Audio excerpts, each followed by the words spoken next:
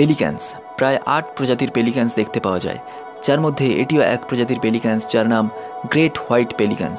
এই পেলিক্যান্সরা মূলত migratory bird হিসেবেই পরিচিত, কারণ ভারতীয় জলাভূমি এরা আবাসস্থল ধ্বংসের কারণে এড়িয়েই চলে। এই পেলিক্যান্সদের মূলত দেখতে পাওয়া যায় পশ্চিম এশিয়া, ইউরোপ এবং আফ্রিকার কিছু অঞ্চলে, কিন্তু তীব্র শীতের সময় এরা সামান্য উষ্ণতার খোঁজে ভারতীয় জলাভূমিতে মাইগ্রেট করে চলে আসে।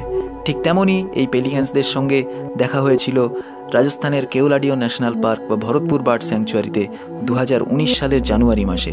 চারিদিকে তখন তীব্র শীতের আবহাওয়া, এবং এই তীব্র শীতের মধ্যে এই মাইগ্রেটরি বার্ডরা চলে এসেছিল তাদের স্বর্গরাজ্য রাজস্থানের কেওলাডিও ন্যাশনাল পার্কে, এবং ঝাঁকে ঝাঁকে এই পেলিক্যান্সরা এসে এই জলাভূমিতে উড়ে বসছিল। হয়তো তারা কোনো খাবারের সন্ধান পেয়েছিল। এই পেলিক্যান্সদের ঠোঁট একটু অদ্ভুত ধরনের। এদের ঠোঁটগুলি এতটাই লম্বা যে অন্যান্য পাখিদের থেকে অনেকটাই বেশি, এবং ঠোঁটের নিচে একটি বড় থলির মতো অংশ থাকে যার মধ্যে তারা খাবার সংগ্রহ করে রাখতে পারে। এবং এই থলির আরও একটি কাজ হলো এরা খাবার গিলে ফেলার আগে জলটা নিষ্কাশন করে এই থলির মধ্যে রেখে তারপরে কিন্তু খাবার গলদ্ধকরণ করতে পারে। আজ দেখুন সেই সুন্দর মাইগ্রেটরি বার্ড পেলিক্যান্স।